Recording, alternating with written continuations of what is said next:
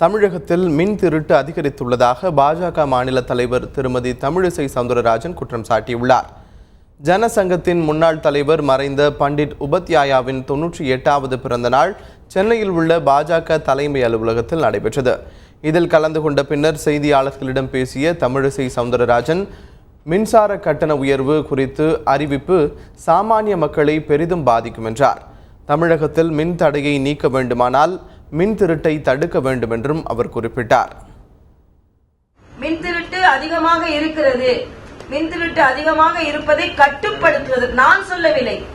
இது சில மாதங்களுக்கு முன்னால் ஒரு பத்திரிகையிலேயே வந்த செய்தி.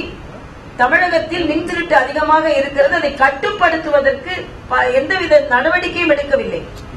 ஆக முதலில் அதற்கான நடவடிக்கையை எடுக்கப்பட வேண்டும் என்பது எனது கோரிக்கையாக. இந்நிலையில் ஆவின் பால் கலப்படத்தில் ஈடுபட்டவர்கள் மீது கடும் நடவடிக்கை எடுக்க வேண்டும் என்றும் அவர் வலியுறுத்தினார்.